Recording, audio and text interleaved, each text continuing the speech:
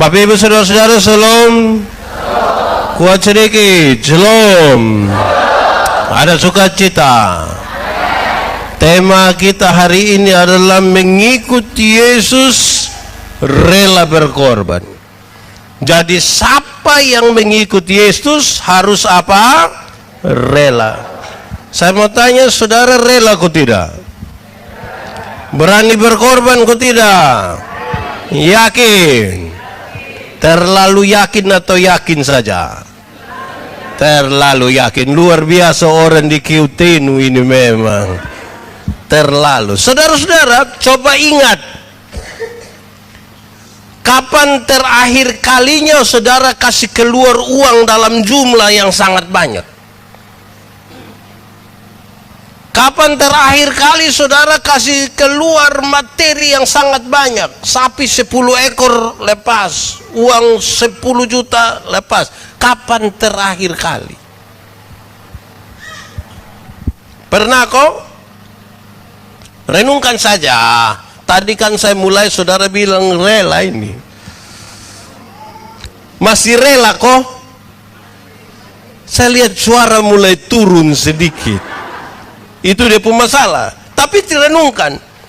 Anggaplah ada satu kali anak-anak sekolah di Kupang minta uang 20 juta. Saudara langsung jual sapi 3 ekor kasih semua. Pernah Saudara, hal itu mungkin pernah terjadi. Tetapi itu biasa terjadi karena satu. Karena terpaksa. Suka pepet jadi mau tidak mau neo habis mau karmana bapak jadi lepas. Anak yang di Kupang kuliah menangis bapak kalau tidak beli revo saya tidak sekolah. Akhirnya sudah dia di sini juga tahu revo. Tahu, luar biasa. Don't tanya saya, Pak Pendeta, revo itu apa? Oh itu remaja foe. Ya, lanjut. Saudara-saudara, kadang-kadang kita memberi itu ya karena sudah terpaksa, sudah kepepet, sudah tidak mungkin melarikan diri lagi jadi memberi. Tapi juga ada yang bisa kasih keluar uang dalam jumlah yang banyak karena itu akan dijadikan modal. Dia hitung-hitung kalau dia kasih keluar 10 juta sekarang, 1 tahun kemudian dia dapat 100 juta. Berani kasih keluar. Tetapi saudara, coba kita lihat dalam pengalaman hidup berjemaat, memang ada orang yang dia memang suka memberi. Pokoknya mau lelang berapa dia ambil semua. Habis baru pusing dan bendahara cari. Dia ambil. Ada yang dia memberi tidak tanggung-tanggung, mau berapa banyak pun dia akan memberi. Saudara, tolong jawab pertanyaan ini. Saudara ikut Tuhan Yesus itu mau senang atau mau susah? Ikut Tuhan Yesus mau senang atau susah? Senang atau susah? Susah atau senang? Saya ini kan saudara tidak yakin ini. Ikut Tuhan Yesus mau senang atau susah? Coba yang bilang susah angkat tangan. Coba yang bilang senang angkat tangan. Oke, terima kasih. Pertanyaan lanjutannya adalah, ikut Tuhan Yesus itu mau terima atau mau memberi? Mau dapat atau mau kasih keluar? Memberi atau menerima? Woi, memang rumit juga untuk jawabin. Tapi satu saat saudara ada 2 orang dan berdoa kepada Tuhan minta karunia. Ternyata waktu dong sampai di Tuhan, karunia tinggal 2. Satu karunia memberi, satu karunia menerima. Orang yang pertama cepat-cepat angkat ambil karunia menerima. Berarti tinggal karunia. Orang kedua itu sedikit ragu-ragu, tapi sudah kok tinggal satu, dia ambillah karunia memberi. Setelah itu mereka berpisah. 20 tahun kemudian mereka ketemu di satu persimpangan jalan di kota besar. Di lampu merah itu, yang itu hari dapat karunia memberi, dia sementara naik oto mewah, duduk di muka, mantap, gaya sekali. Yang punya karunia menerima, dia duduk kok minta-minta di pinggir jalan. Jadi waktu dong dua baku lihat begini, yang itu hari ame karunia menerima, dia bilang, wah, itu hari kan kamu dapat karunia memberi, kenapa sekarang kamu lebih kaya dari saya? Orang ini jawab bilang begini, karena saya dapat karunia memberi, Tuhan Allah tahu saya harus selalu memberi, maka tiap hari Tuhan berikan kepada saya untuk saya beri. Engkau kan karunia menerima, jadi tiap hari di mana hanya bilang, tolong, hidup terlalu susah. Saya mau tanya, di QTNU lebih banyak karunia menerima atau memberi? Di QTNU paling banyak karunia memberi atau menerima? Menerima. Oke, itu kira-kira pengantar khotbah itu begitu. Saudara, Maria melakukan sesuatu yang luar biasa. Yesus ada di situ bersama-sama dengan dia, Lazarus dan murid-murid dari Yesus. Mungkin juga ada beberapa orang lain. Maria ambil minyak narwastu, mahal sekali. Alkitab tadi mencatat dia punya harga kira-kira 300 dinar. Dulu orang kerja satu hari dibayar 1 dinar. Jadi kalau 300 dinar berarti dia punya gaji selama 1 tahun. Harga minyak itu yang dia ambil dan dia tuangkan, dia poa di Tuhan Yesus pun kaki. Saya mau tanya saudara, bisa kau gaji 1 tahun kita kasih semua di Yesus? Bisa? Tadi kan bilang karunia paling banyak memberi. Tadi saudara bilang saudara mau memberi. Sekarang saya mau tanya, gaji 1 tahun semua kasih Yesus bisa? Yang suara dong tadi di mana? Bisa kau pendapatan kios 1 tahun semuanya angkat kasih Yesus? Bisa? Weh, ini berat, sebab di mana hartamu berada, di situ. Saudara tahu dia bukan saja kasih dia punya uang, dia punya minyak itu dengan harga 300 dinar. Bukan saja itu, dia tunduk dan dia lap itu minyak di kaki Yesus pakai dia pu rambut. Ini hal yang tidak gampang. Kenapa saudara? Kalau ada orang dalam jemaat dia rasa dia memberi lebih banyak, itu dia jalan dia pun dada begini.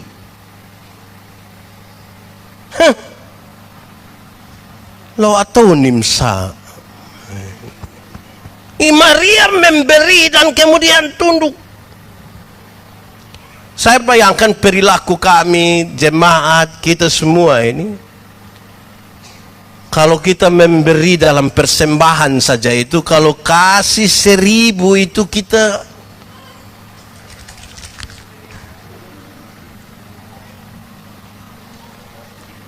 kalau 50.000 masih berani bungkus begini.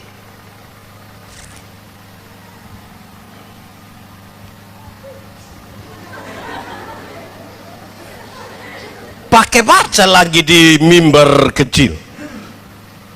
Kalau makin kecil makin sembunyi, makin besar makin kelihatan. Di QTNU juga ada. Dia laki-laki kok perempuan? Fam apa? Saudara bayangkan, Tetapi Maria memberi dengan sangat banyak, merendahkan dirinya, dan dia lap Yesus pun kaki. Mari kita lihat lebih lanjut. Pertanyaannya hanya satu. Kenapa Maria bisa melakukan itu, saudara-saudara? Kenapa Maria bisa melakukan itu? Jawabannya ringan. Karena Maria punya pengalaman dengan Tuhan Yesus. Karena Maria pernah mengalami sesuatu yang besar dengan Tuhan Yesus, akhirnya minyak seharga 300 dinar bagi dia tidak ada harga. Kenapa? Dia pun saudara laki-laki pernah Yesus bangkitkan. Siapa namanya? Pengalaman dengan Yesus itu yang membuat bagi dia 300 dinar tidak ada harga. Apa artinya kamu miliki segala sesuatu di dunia ini tapi kehilangan nyawa? Dia tidak pernah hitung-hitung itu 300 dinar, kan dia tahu yang Tuhan sediakan bagi dia lebih besar dari itu. Itu pengalaman yang membuat Maria yakin sekali untuk memberi. Saya mau tanya saudara, pernah punya pengalaman pribadi dengan Tuhan? Pernah kok? Semakin orang punya pengalaman pribadi dengan Tuhan, untuk rela berkorban, jangan tanya dia. Karena dia tahu Tuhan telah memberikan kepada dia. Saudara, Maria memberi karena dia menemukan sesuatu, bukan saja pengalaman dengan Tuhan tadi, tapi lebih spesifik, lebih ke dalam. Dia menemukan keutamaan dari Tuhan. Oh, Yesus ini harus jadi yang paling utama dalam hidup saya. Ada banyak hal penting, tetapi yang paling utama itu Yesus. Sehingga ketika saya memberi ini, bagi saya itu bukan soal. Yang paling utama. Ada orang, saudara-saudara, yang paling utama itu artinya itu menurut dia itu yang paling penting. Kalau dia itu paling penting, dia kalau memberi dia tidak tanggung-tanggung. Tapi saya tidak omong dalam konteks misalnya ada orang itu kalau dia mau sepatu, pokoknya dia suka yang mana biar makan kosong di rumah, yang penting beli sepatu. Lihat kita puan anak dong itu, kan yang paling utama buat dong tuh pegang HP. Padahal tidak ada yang hubungi orang. SMS masuk buka cepat-cepat hanya dari Telkomsel. Tapi bagi dia itu utama. Mau kaki kosong kok apa, yang penting pegang. Saudara lihat kita ini. Dulu saya marah beberapa orang tua di kampung. Dong beli, dong bawa ini telur ayam kampung 4 butir. Bawa pi pasar 1 butir 2.500. Jadi kalau 4 berapa? 10.000. Setelah dapat 4 10.000, dari 10.000 itu 7.000 isi pulsa. Sisa berapa? Berarti bagi mereka yang lebih utama itu adalah pulsa. Sisa 3.000 baru beli super mie. Berarti yang lebih utama mie atau pulsa?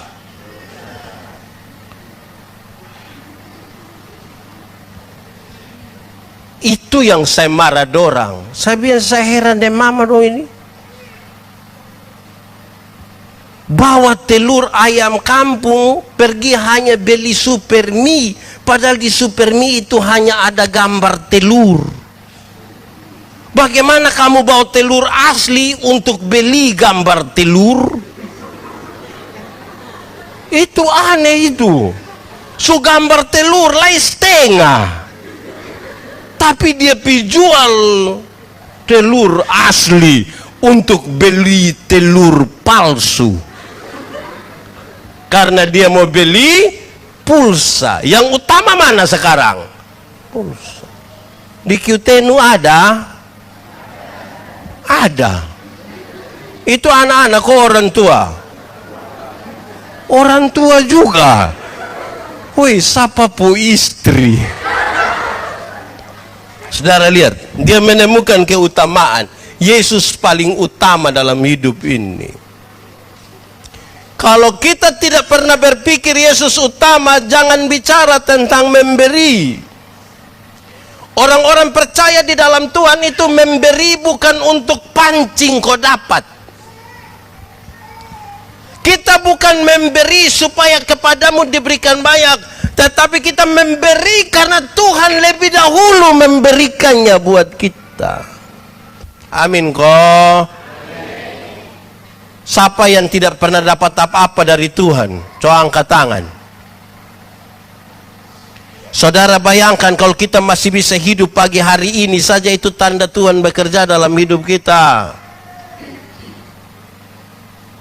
Ada orang yang tidur dia tidak sempat bangun, tapi kita masih sempat bangun ini pagi. Bayangkan kalau tadi malam Tuhan pimana begitu terus dia lupa kok tidak kasih bangun kita yang pagi. Ini pagi siapa kubur siapa? Tapi Tuhan masih kasih kita itu. Tuhan masih kasih kita berkat-berkat di saat orang masih susah makan, jagung masih ada di mana-mana. Jadi kita memberi karena Tuhan sudah lebih duluan memberi, bukan untuk pancing berkat baru, bukan. Saya suka bilang begini, saudara-saudara. Anggap saja beta dan bab tua ini kami dua tidak saling kenal. Kami dua tidak saling kenal, jadi dia tidak tahu saya siapa, saya tidak tahu dia siapa. Terus saya dapat bab tua pun nomor telepon, saya telepon dia. Kakak, sebentar malam jam 12 bisa ketemu saya di kantor camat. Kok kira-kira bab tua mau ketemu kok tidak? Mau kok tidak? Tidak mau. Bab tua ada ayam satu di rumah, kami dua tidak kenal, saya pergi dia ke rumah, kira-kira dia mau kasih saya itu ayam kok tidak? Tidak mau. Saya rubah pertanyaannya. Saya mau kasih bab tua oto satu, kira-kira bab tua mau kok tidak? Mama dan tahu. Saya kasih bab tua oto satu Pajero Sport, harga kira-kira 1 miliar. Waktu bab tua dapat itu oto baru dari saya, ada perubahan perilaku dari bab tua ke saya kok tidak? Saya telepon dia jam 12 malam, datang kok tidak? Sapi dia per rumah ada ayam satu, dia kasih kok tidak? Sapi juga kasih. Karena dia tahu bahwa dia telah mendapatkan sesuatu dari Tuhan. Biasa orang yang makin sekikir itu kan dia rasa dia tidak dapat apa-apa dari Tuhan.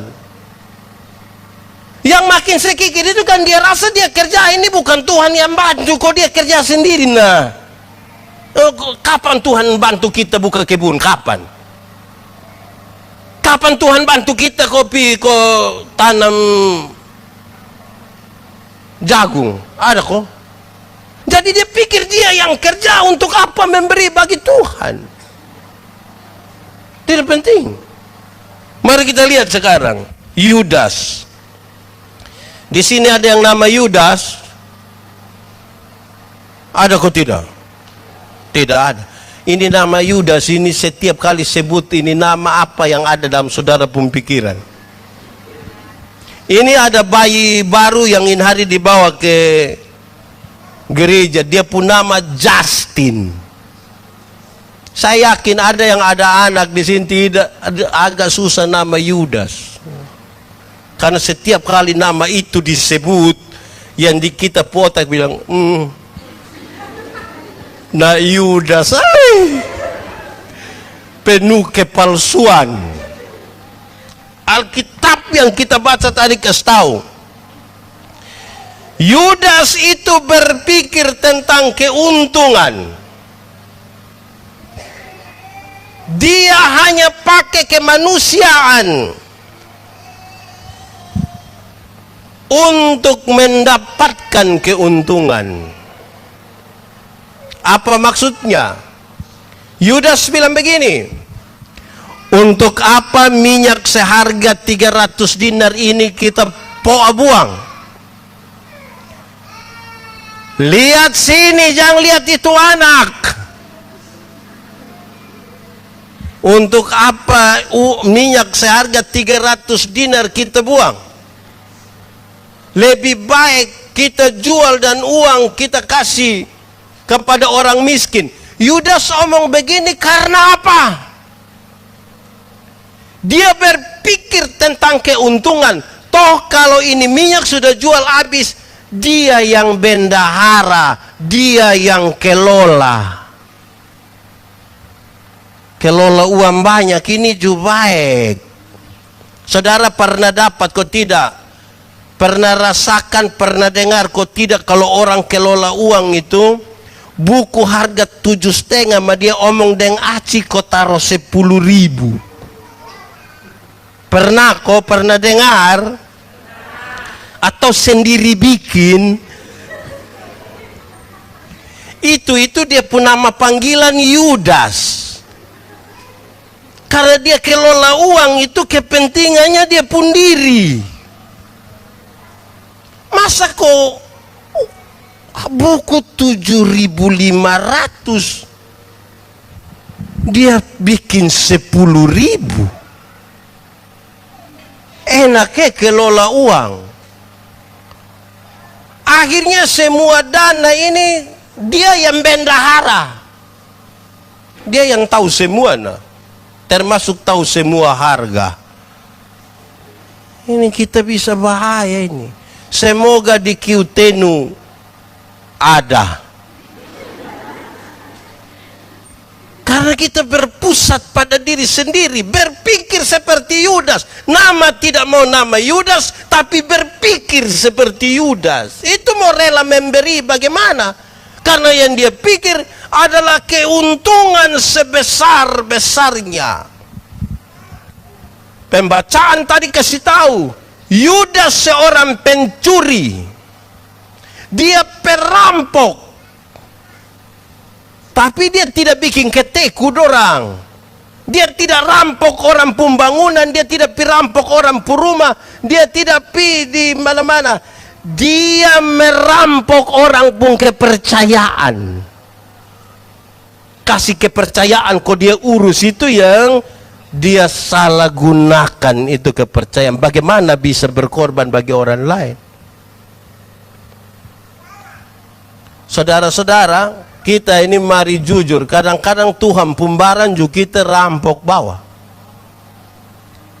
Banyak orang suka bertanya kepada saya tentang perpuluhan. Saya bilang yang paling baik, kan saya alami langsung lah. Saya pun pribadi ini alami langsung. Perpuluhan itu jangan simpan tahan. Sebab kalau simpan tahan di rumah pasti akan ambil tahan. Kalau su ambil tahan pasti pemutihan. Betul kok? Di Kiutenu juga ada yang biasa ambil tahan. Kadang-kadang kita majelis juga satu. Pimpin ibadah syukur di sana karena belum hari Minggu jadi belum mau datang, simpan tahan. Hari pasar tahun tiba-tiba penjual ikan lewat. Bapak ada cerita dan pendeta di situ, mama sudah terlanjur ambil ikan. Jadi mama dari belakangnya, Bapak tuh bilang tesa. Ika. Jubab tua bilang ambil tahan. Ambil tahan yang mana? Yang tadi malam di Kiutenu juga ada. Dia majelis kok jemaat atau majelis jemaat. Jadi saudara, kadang-kadang yang Tuhan pembaran juga kita rampok bawah. Itu yang tadi saya tanya, memberi, saudara bilang memberi, meut kok memberi. Nah kita bisa merampok kepercayaan yang Tuhan. Saya suka pakai contoh ini di mana-mana. Saudara, berilah 1/10 dari hasil pertamamu dan lihatlah, bejana pemerahanmu akan berlimpah-limpah dengan buah anggur. Betul kok kalimat itu? Saudara percaya pada kalimat itu? Kata-kata firman itu saudara percaya? Mari kita uji.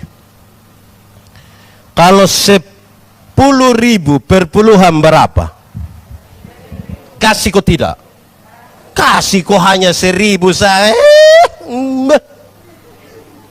Tuhan kasih naik 100.000 per puluhan berapa? Masih kasih? Kasih kok hanya 10.000. Kacang-kacang. Tuhan kasih naik 1 juta per puluhan.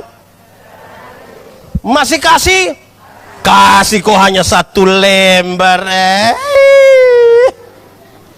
Tuhan kasih naik 10 juta per puluhan berapa? Waktu perpuluhan 1 juta masih kasih. Aha.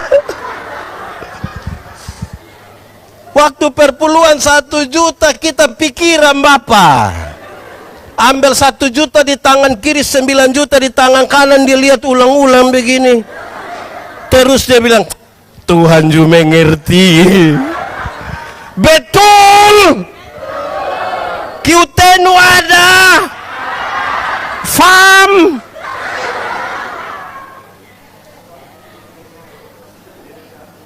Jadi saudara tahu, kita tidak mau nama Yudas, tidak mau seperti Yudas, perilaku kita persis Yudas. Jadi kalau saudara lihat begitu, kakak lihat Yudas ini.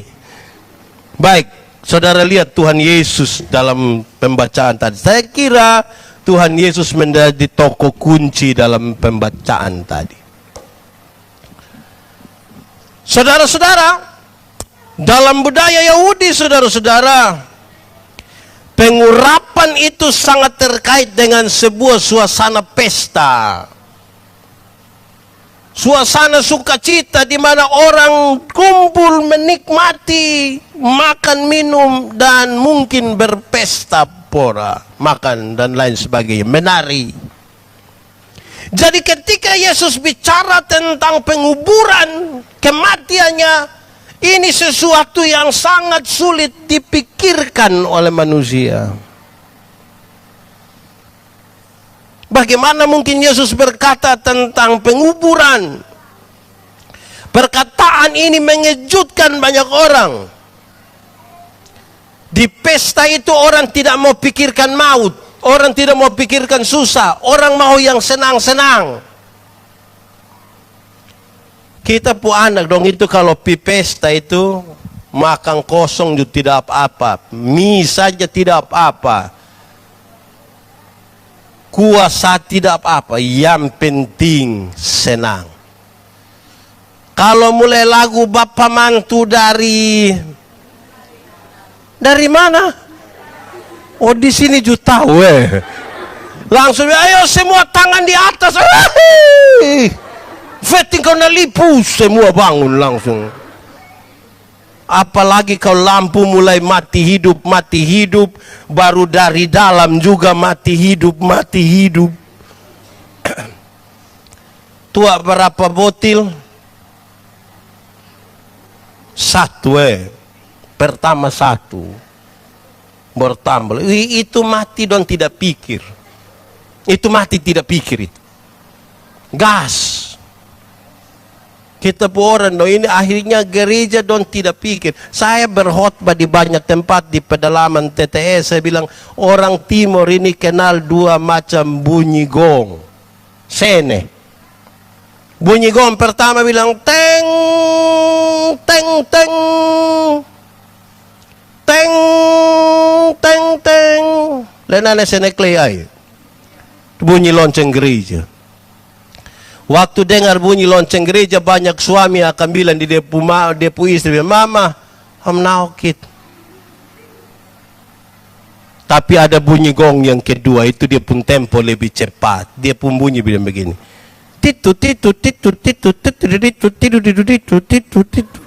Itu bunyi gong apa itu? bunyi gong pesta. Waktu dengar bunyi gong pesta, suami-suami yang tadi bilang dia pu istri bilang, mama hom naukit, sekarang dia bilang, mama hom paukit. Lu tunggu kok sayang pite itu kuku. Besok baru dia pulang. Di sini juga ada. Siapapun suami na angkat tangan jujur, supaya kita doakan dia. Saya mau tanya, kenapa kok ibu-ibu lebih banyak dari bapak-bapak? Ini mama janda semua, bukan kok? Teh bapak,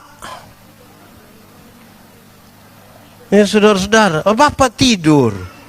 Woi bapak ini memang salam bapak Jadi saudara-saudara, kadang-kadang memang orang tidak akan terlalu pikir tentang kematian, bahkan kematian Yesus kalau dia ada dalam senang. Yesus mengatakan ini karena Yesus sementara ada dalam sebuah prosesi menuju kepada kematiannya. Saudara-saudara, ketika Maria melakukan itu dan dicegah oleh Yudas, Tuhan Yesus lebih setuju kepada Maria bukan kepada Yudas. Kenapa? Karena tadi sebuah keadaan di mana Tuhan Yesus harus berkorban mati. Yudas berpikir sesuatu yang sesaat, tapi Tuhan Yesus berpikir sesuatu yang lebih jauh. Supaya apa? Kematian Yesus itu kemudian menjadi pesta bagi orang-orang percaya. Dia mati supaya kita semua diselamatkan. Dia berkorban supaya kita inilah yang akan dipulihkan dan disembuhkan.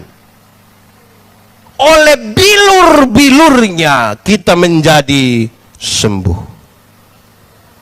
Karena itu Tuhan setuju dengan apa yang dilakukan oleh Maria. Saudara tahu, Maria mungkin tidak memahami hal itu. Yang dia lakukan itu sesuatu yang tulus saja. Dia tidak pikirkan bahwa ternyata ini pas dengan Yesus mau. Dia hanya lakukan itu dari hati yang tulus. Nanti setelah Yesus mati dulu baru dia bilang, ternyata 6 hari sebelum kematiannya saya melakukan ini dengan dia. Saudara pernah alami kok tidak?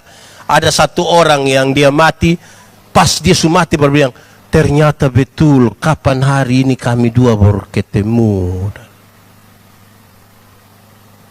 Itu punya kenangan sendiri. Saya bercerita, saya berkhotbah dan saya kasih tahu,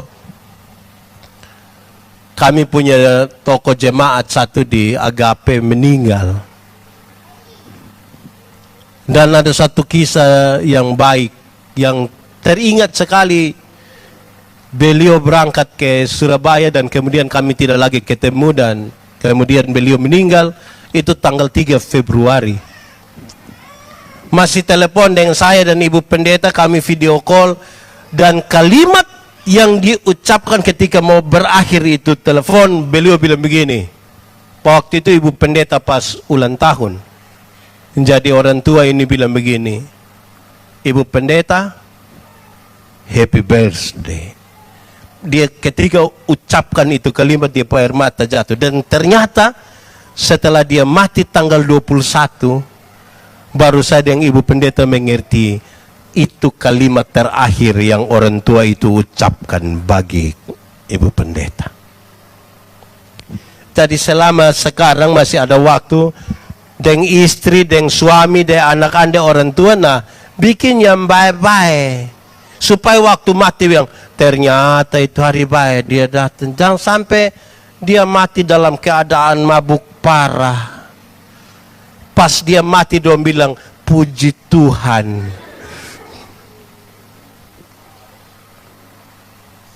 Jangan sampai dia mati sementara bamaki. Di sini ada yang tukang maki. Dia ada duduk di sini. Tunjuk kok. Berhenti. Nah, beberapa hal ini akan lebih lagi untuk kita pelajari. Terus kita akhiri khotbah ini. Pertama, saudara-saudara, mengikut Yesus berkorban bagi Tuhan, rela berkorban. Mengikut Tuhan itu rela berkorban. Pertama, bukan saja mengorbankan materi, uang, tetapi merendahkan diri sekaligus.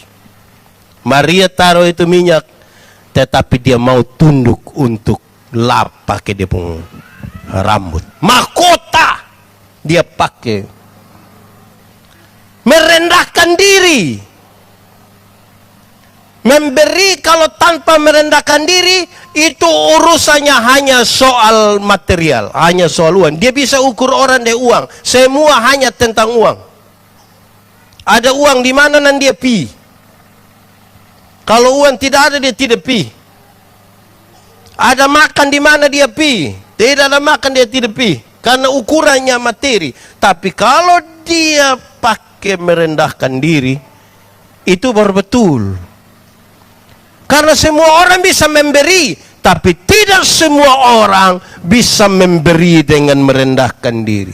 Karena makin besar yang kita beri, kita makin pukul dada untuk kasih tunjuk siapa kita. Jadi memberi dengan merendahkan diri itu harus satu paket, supaya tidak boleh ada orang sombong, apalagi dalam gereja. Saudara bawa hasil, hulu hasil, datang ke sini, taruh di sini, taruhlah dengan kerendahan hati. Jangan dengan kesombongan, sebab kalau kesombongan, ini Pak Manobe punya, ini Pak Sapa punya, Pak Sapa punya, terus Manobe korek kami satu bilang, dompun jagung itu kurang. Yang saya punya itu dia pun nama makam puji. Di sini juga ada, yang tukang makam puji ada. Suruh dia berhenti. Karena memberi tidak bisa pukul dada, harus merendahkan diri. Itu pertama. Kedua, penyembahan itu tidak boleh dibandingkan dengan pelayanan sosial. Saudara lihat, yang Maria lakukan itu, dia lakukan dalam kerangka penyembahan liturgis. Yang dipikirkan oleh Yudas adalah pelayanan sosial. Baik juga, pelayanan sosial bukan tidak baik, baik juga. Tetapi sengaja saya pisahkan hal ini supaya kita paham. Ada orang itu yang untuk gereja dia pemalas. Tapi untuk bilang mari kok kita pitolong orang di sana dia siap. Ada yang hanya gereja saja dalam penyembahan, tapi untuk tolong orang tidak pernah. Nah, ini tidak bisa. Dua hal sama-sama penting. Penyembahan dan pelayanan sosial. Itu penting. Kita ini kadang-kadang kita tidak tolong orang. Saya paling jengkel itu ya, mama masih hidup don tidak piko bawa ame beras sedikit, padahal don dekat benak kok. Nanti mama mati baru dong bawa babi besar satu. Itu ju utang. Sampai sana sengaja pukul babi pun perut kok babi. Suruh diam. Menangis apa? Perhatikan tidak, tapi mau kok orang tahu. Itu tidak baik itu. Saya ingin sampaikan pada kita saudara-saudara, penyembahan kepada Tuhan itu sesuatu yang sangat penting, yang berjalan bersama-sama dengan pelayanan terhadap kemanusiaan. Tuhan Allah kan kita tidak dapat lihat. Bagaimana yang kelihatan saja engkau tidak mampu untuk melayani dia, apalagi yang tidak kelihatan. Karena itu tidak bisa, tadi punya kita dan poin pertama, tidak bisa ada orang sombong, apalagi kalau dia sombong secara rohani, tidak bisa. Kita diminta untuk rendah hati supaya kita bisa berjumpa dengan orang-orang, dengan banyak orang, dan kita rela untuk melakukan itu sebagaimana Yesus. Yang ketiga, yang terakhir, saudara, Tuhan Yesus berkorban supaya kita menjadi umat tebusannya. Jadi kalau ada orang miskin, tolonglah dia. Jangan manfaatkan dia. Kalau ada orang susah, tolonglah dia. Jangan manfaatkan dia. Kadang-kadang kita tidak ketemu di ini hal ini. Kita manfaatkan baik orang pun miskin, orang pun bodoh, supaya kita yang dapat lebih. Ada orang yang memelihara dengan baik orang lain punya kemiskinan dan orang lain pun kebodohan. Biar di ini kampung miskin semua, biar di ini kampung bodoh semua, supaya kalau ada pemilihan apa-apa hanya dia sah, hanya dia sah. Itu tak salah itu. Tuhan berkorban itu supaya kita ini ingat juga orang lain. Jangan manfaatkan orang. Ini dong picek jual batu mangan ini harga mahal, madon datang angka ame ini dong kasih, woi ini apa jadi 100 rupiah 1 kilo. Ini kita manfaatkan orang ini. Ini bikin tak salah ini. Jangan manfaatkan. Lakukanlah sesuatu dengan tulus, dengan baik, penuh kerendahan hati. Berkat-berkat itu Tuhan kasih yang kita. Lakukan itu dalam persekutuan dan penyembahan yang benar. Mazmur 133 bilang begini, sungguh alangkah baik dan indahnya kalau orang bersaudara hidup rukun bersama-sama, karena kesanalah Tuhan perintahkan berkat. Kadang-kadang kita bergaya, sombong dengan sesuatu yang Tuhan kasih. Yang RT dia suami tapi suruh panggil dia mama RT. Oh, itu sombong. Yang kepala sekolah dia suami tapi suruh panggil dia ibu kepsek. Lama-lama dia tanda tangan rapor. Biasakan diri supaya apa yang Tuhan berikan itu sudah, tidak usah terlalu. Kadang-kadang kita terlalu bikin diri inti, sampai tidak boleh ada orang lebih hebat lagi dari kita, padahal kita ini bukan siapa-siapa. Amin kok. Di QTNU ada yang terlalu bagaya. Memang merendahkan diri itu bukan perang lawan orang lain, itu perang lawan diri sendiri. Orang lain kita bisa kasih kalah, tapi belum tentu kasih kalah diri sendiri. Belum tentu. Banyak orang bisa berlomba-lomba ingin mengatur orang lain, tapi belum tentu dia bisa atur dia pun diri sendiri. Banyak orang bisa mengajarkan kebaikan kepada orang lain, tetapi belum tentu mengajarkan kebaikan bagi dirinya sendiri.